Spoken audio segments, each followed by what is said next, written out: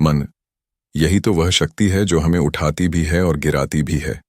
अगर यह मन ईश्वर की ओर मुड़ जाए तो जीवन स्वर्ग बन जाता है, और यदि यह माया में उलझ जाए तो मनुष्य अपने ही जाल में फंस जाता है। संत राधा स्वामी महाराज ने कहा, मन को जीतना ही असली साधना है, बाकी सब खेल है संसार का। इस साखी में हम जानेंगे कैसे नाम, भक्ति और सद्गुरु की कृपा से यह मन वश में आ सकता है, और कैसे भीतर की शांति हमें ईश्वर के करीब ले जाती है।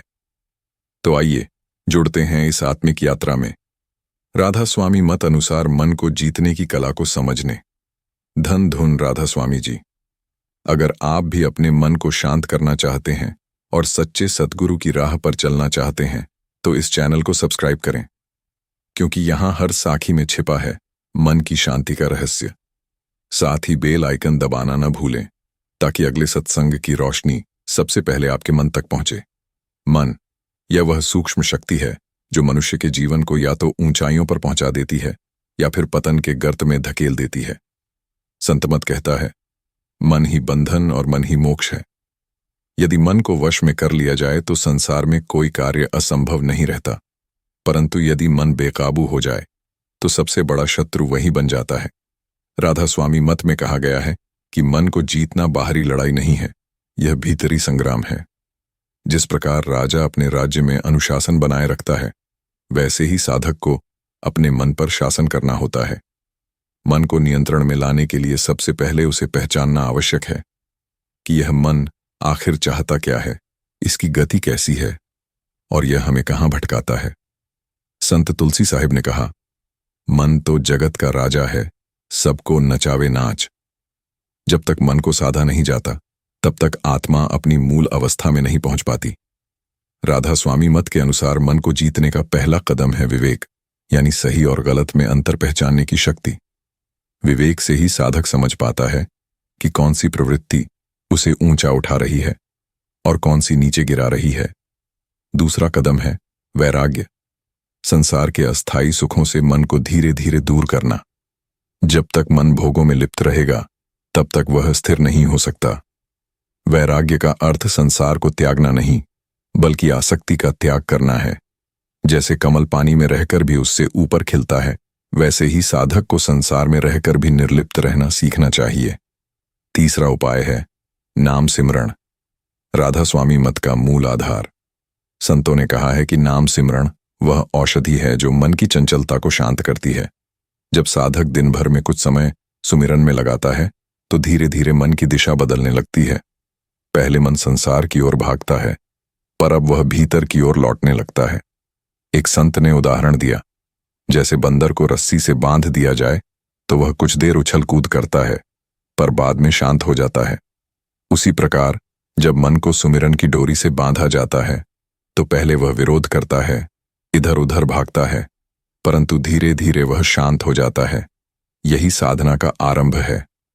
राधा स्वामी मत में मन को जीतने की कला केवल ध्यान का अभ्यास नहीं है, बल्कि यह जीवन जीने की विधि भी है।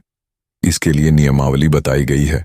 सुबह जल्दी उठना और सुमिरन करना, सत्य बोलना, किसी को दुख न देना, अपने आहार और व्यवहार में सात्विकता रखना, गुरु के वचनों पर विश्वास रखना, हर परिस्थिति में शांति बनाए रखना। मन को जीतने का अर्थ यह नहीं कि विचार समाप्त हो जाएं, बल्कि यह कि विचार नियंत्रित हो जाएं। जिस प्रकार गाड़ी को दिशा देने के लिए ड्राइवर आवश्यक होता है, वैसे ही मन को सही दिशा देने के लिए जागरूकता आवश्यक है। बिना जागरूकता के मन हमें किसी भी दिशा में भटका सकता है। एक बार एक शिष्य ने गुरु से पूछा, गुरुदेव, मैं मन को रोक नहीं पाता, क्या करूं? गुरु मुस्कुराए और बोले, मन को रोकना नहीं, उसे मोड़ना सीखो। जैसे नदी को बांधने से वह उफनती है, पर जब उसका मार्ग बदल दो तो वही नदी खेतों को सींच देती है। इसी प्रकार मन की ऊर्जा को भी भीतर की ओर मोड़ना सीखो, वही साधना है। धीरे धीरे जब साधक इस मार्ग पर चलता है तो मन की शक्तियां उसकी मित्र बन जाती हैं। जहां पहले मन भटकाव का कारण था, वहीं अब वही मन आत्मिक उन्नति का साधन बन जाता है। यही है राधा स्वामी मत अनुसार मन को जीतने की कला। मन को जीतने का अर्थ स्वयं पर विजय प्राप्त करना है, और स्वयं पर विजय ही परम शांति की कुंजी है। मन को जीतने की यात्रा आसान नहीं है। ये एक लंबा साधना पथ है जिसमें धैर्य और निरंतरता की आवश्यकता होती है। जैसे कोई माली रोज पौधे को पानी देता है, वैसे ही साधक को रोज अपने मन में गुरु महाराज कहा करते थे, मन को समझो, उससे लड़ो मत। जब हम मन से युद्ध करते हैं तो वह और शक्तिशाली बन जाता है, लेकिन जब हम उसे प्रेम और समझ से साधते हैं तो वह स्वयं शांत हो जाता है। मन को जीतना दमन नहीं, बल्कि निर्देशन की कला है। जैसे बच्चे को प्यार से समझाया जाए, वैसे ही मन को भी स्नेह से साधना चाहिए। राधा स्वामी मत में मन को जीतने का सबसे महत्वपूर्ण साधन है सेवा। जब हम निस्वार्थ भाव से दूसरों की भलाई के लिए कार्य करते हैं तो मन का अहंकार गलने लगता है। सेवा से आत्मा का विस्तार होता है और मन का संकुचन मिटने लगता है। सेवा मन के विकारों को धोने का सबसे सरल और प्रभावी उपाय है। मन हमेशा मुझे और मेरा के जाल में फंसा रहता है। ये यही सोचता है कि मैं कुछ हूं, मैं करता हूं, ये मेरा है। लेकिन जब साधक सेवा के मार्ग पर चलता है तो उसे अनुभव होता है कि असली कर्ता तो परमात्मा है। वह केवल साधन है, माध्यम है। यह अनुभूति मन को नम्र बना देती है। एक बार एक साधक ने अपने गुरु से पूछा, गुरुदेव, मन को वश में करने का सबसे सरल उपाय क्या है? गुरु ने उत्तर दिया, मन को व्यर्थ न रहने दो। जब मन खाली होता है तो वह नकारात्मक विचारों से भर जाता है। इसलिए उसे हमेशा भक्ति, सेवा, सुमिरन या किसी रचनात्मक कार्य में लगाओ। यही मन की शांति का रहस्य है। मन को जीतने का अगला चरण है सत्संग स्मरण। संत महापुरुषों की वाणी सुनना और उसे जीवन में उतारना मन को शुद्ध करता है। जैसे अंधेरे में दीपक जलाने से रोशनी फैल जाती है, वैसे ही सत्संग से मन का अंधकार मिटता है। सत्संग वह आईना है जिसमें हम अपने मन की स्थिति को साफ साफ देख सकते हैं। कई बार साधक सोचते हैं कि मन को तुरंत स्थिर क्यों नहीं किया जा सकता, परंतु गुरु कहते हैं, मन वर्षों से संसार में भटक रहा है। उसकी आदतें पुरानी हैं। जिस तरह कोई नदी दिशा बदलने में समय लेती है, वैसे ही मन को भी सही मार्ग पर लाने में समय लगता है। इसलिए धैर्य रखना ही साधना की पहली पहचान है। गुरु कृपा के बिना मन पर विजय पाना लगभग असंभव है। राधा स्वामी मत में गुरु को जीव का असली मित्र कहा गया है। जब साधक गुरु के चरणों में समर्पण करता है तो मन की जड़ता धीरे धीरे पिघलने लगती है। समर्पण में अद्भुत शक्ति है। यह मन के विद्रोह को शांति में बदल देती है। एक बार गुरु ने कहा, मन को पकड़ने की कोशिश मत करो, बस उस पर ध्यान दो। जब साधक ध्यानपूर्वक देखता है कि उसका मन कब भटकता है, क्यों भटकता है, तो धीरे धीरे उसमें सजगता आती है। और सजगता ही मन की लगाम है। जिस क्षण साधक जागरूक हो जाता है, उस क्षण मन की पकड़ ढीली पड़ जाती है। जब मन स्थिर हो जाता है तो साधक के भीतर शांति, प्रेम और आनंद की धारा बहने लगती है।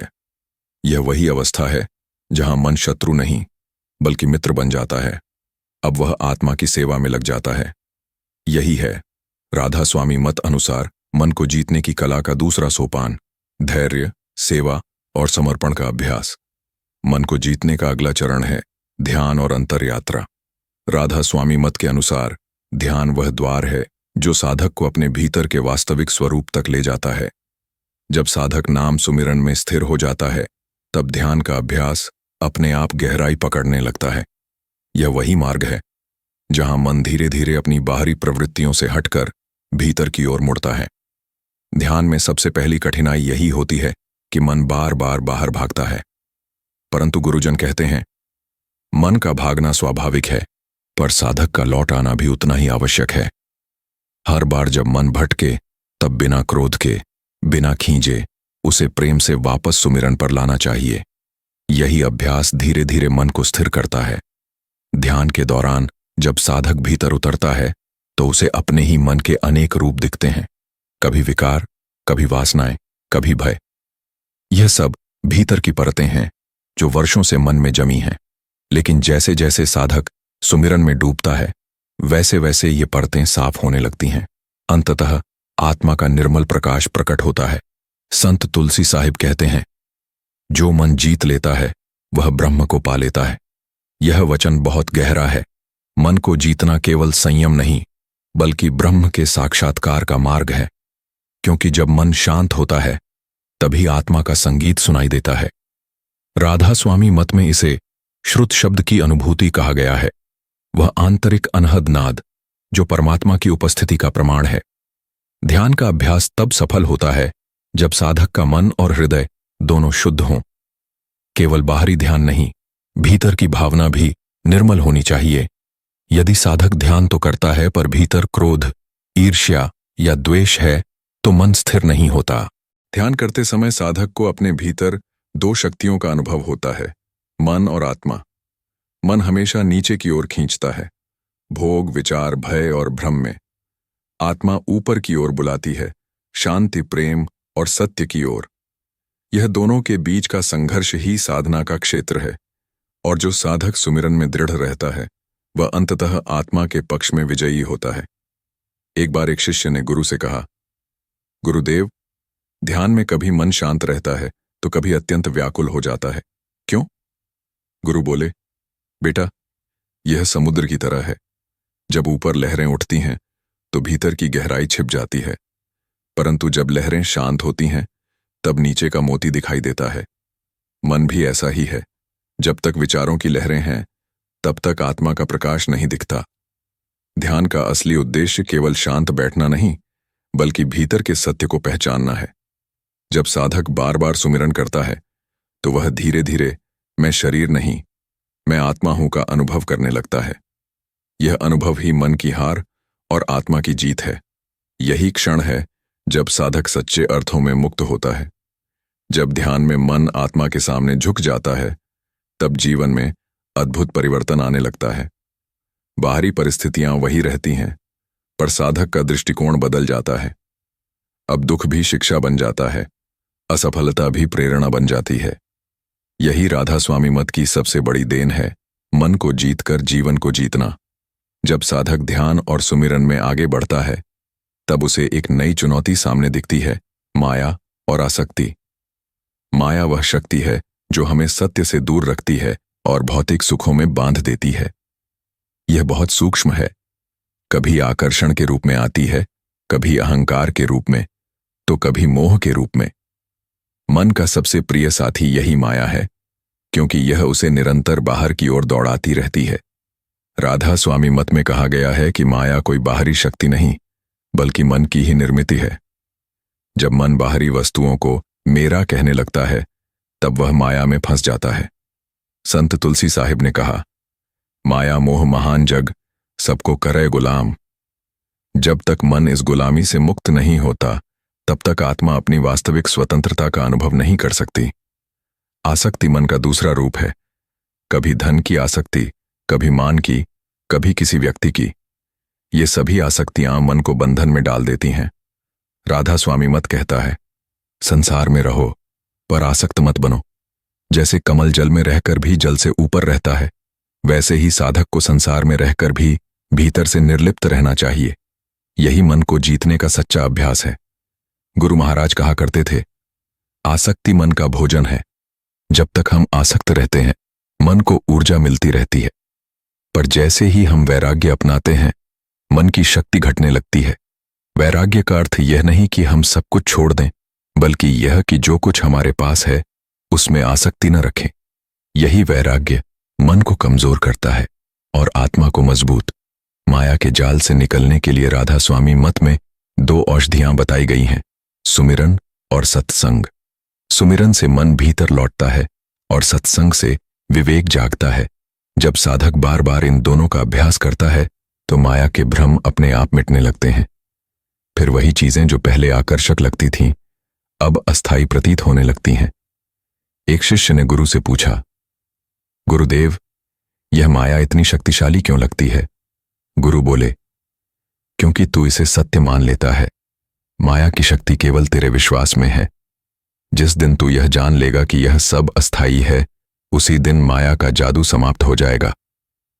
यह ज्ञान ही मन को माया से मुक्त करने की कुंजी है। माया और आसक्ति से लड़ने का सबसे सुंदर तरीका है कृतज्ञता का भाव।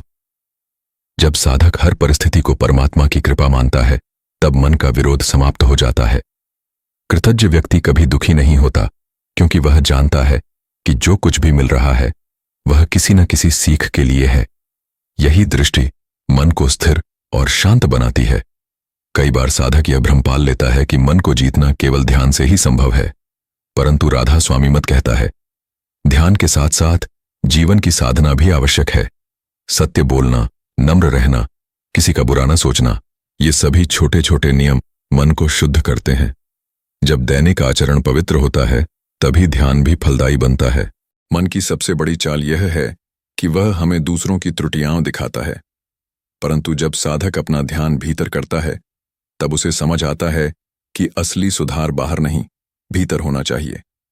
गुरु महाराज कहा करते थे, दूसरों को सुधारने से पहले अपने मन को सुधारो, क्योंकि वही तेरा असली संसार है। यह वचन मन पर नियंत्रण का सबसे गहरा सूत्र है। जब साधक माया, आसक्ति और अहंकार से ऊपर उठता है, तब उसका मन शांत सागर की तरह हो जाता है। फिर उसके भीतर केवल प्रेम, करुणा और आनंद की लहरें उठती हैं। अब संसार वही है, लोग वही हैं, पर दृष्टि बदल गई है। अब वह बाहरी चीजों में सुख नहीं खोजता, क्योंकि उसे पता चल गया है कि असली सुख भीतर है, आत्मा के मिलन में, नाम की अनुभूति में। यही है मन को जीतने की कला का चौथा चरण, माया पर विजय और आत्मा की अनुभूति का प्रारंभ। मन को जीतने की यात्रा का सबसे कठिन पड़ाव है अहंकार पर विजय। अहंकार मन का सबसे गहरा बीज है, जो बहुत सूक्ष्म रूपों में छिपा रहता है। कभी यह ज्ञान के रूप में प्रकट होता है, कभी सेवा के रूप में, तो कभी भक्ति के रूप में भी। संतों ने कहा है, जब तक मैं है तब तक परमात्मा नहीं। अहंकार का अर्थ है मैं ही करता हूं, जबकि समर्पण का अर्थ है सब कुछ वही कर रहा है। राधा स्वामी मत में अहंकार को सबसे बड़ा भ्रम कहा गया है, क्योंकि यह वही दीवार है जो आत्मा और परमात्मा के बीच खड़ी है। जब साधक यह समझ लेता है कि वह केवल एक माध्यम है, असली कर्ता तो परम चेतना है, तब वह भीतर से हल्का हो जाता है। यही हल्कापन मन की मुक्ति की पहली निशानी है। गुरु महाराज ने कहा, अहंकार मन का मुकुट है, जब यह उतर जाता है तो मन स्वयं नतमस्तक हो जाता है। अहंकार को मिटाने का सबसे सरल उपाय है सेवा और विनम्रता। जब साधक सेवा करता है और स्वयं को छोटा मानता है, तब मन का अहंकार गलने लगता है। विनम्रता केवल शब्द नहीं, बल्कि एक जीवन दृष्टि है, जो हर प्राणी में परमात्मा का अंश देखती है। अहंकार तब टूटता है जब जीवन में कोई ऐसा अनुभव आता है जो हमारी सीमाओं को उजागर कर देता है। दुख, हानि, अपमान, ये सभी मन के अहंकार को तोड़ने के साधन हैं। संतों ने कहा, दुख भी दया का रूप है, जो मन को नम्र बनाता है। जो साधक इन परिस्थितियों को कृपा के रूप में स्वीकार करता है, वह भीतर से मजबूत होता है और मन शांत हो जाता है।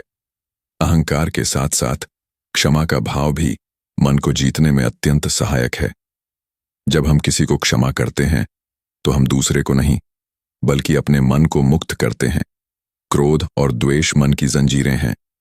क्षमा इन्हें तोड़ती है और आत्मा को स्वतंत्र बनाती है। राधा स्वामी मत में कहा गया है, क्षमा करना ही सच्ची जीत है, क्योंकि यह मन के विष को प्रेम में बदल देती है। एक बार एक साधक ने गुरु से पूछा, गुरुदेव, क्या हर अपमान को सह लेना ही क्षमा है? गुरु मुस्कुराए और बोले, सह लेना नहीं, समझ लेना क्षमा है। जब तू समझ जाएगा कि हर व्यक्ति अपने कर्मों के अनुसार चलता है, तब तेरे मन में क्रोध नहीं उठेगा। समझ ही सच्ची क्षमा है, और यह समझ जब आती है, तब मन की सारी अशांति मिट जाती है। समर्पण वह अवस्था है जहां साधक अपनी सारी इच्छाएं, योजनाएं और भय गुरु के चरणों में रख देता है। वह कहता है, जो तू चाहे वही हो। यही वाक्य मन की सबसे बड़ी हार और आत्मा की सबसे बड़ी जीत का प्रतीक है, क्योंकि समर्पण में मन का अस्तित्व मिट जाता है। अब केवल शांति बचती है, केवल प्रेम बचता है। गुरु महाराज ने कहा, समर्पण कोई शब्द नहीं, बल्कि जीने का ढंग है। जब साधक हर परिस्थिति में यह अनुभव करता है कि जो कुछ हो रहा है वह गुरु की इच्छा से हो रहा है, तब मन में शिकायत नहीं रहती। फिर सफलता हो या असफलता, सुख हो या दुख, हर स्थिति में उसका मन संतुलित रहता है। यही संतुलन ही मन की विजय है। अहंकार, क्रोध, ईर्ष्या और द्वेष, ये सब मन के अंधकार हैं। सुमिरन, क्षमा, विनम्रता और समर्पण, ये प्रकाश हैं। जब साधक प्रकाश की ओर चलता है, तो अंधकार अपने आप मिट जाता है। मन को जीतना किसी युद्ध का परिणाम नहीं, बल्कि प्रेम और समर्पण की परिपक्व अवस्था है। जब मन समर्पित हो जाता है, तब जीवन में अद्भुत सरलता आ जाती है। अब साधक को किसी चीज से डर नहीं लगता, क्योंकि उसे विश्वास होता है कि गुरु उसके साथ हैं। यही विश्वास मन को स्थिर रखता है। यही वह अवस्था है जहां साधक कहता है, जो कुछ हो रहा है वह भी अच्छा, जो होगा वह भी अच्छा। यहीं से आत्मा की वास्तविक यात्रा प्रारंभ होती है, मन की सीमाओं से परे, राधा स्वामी नाम की शरण में।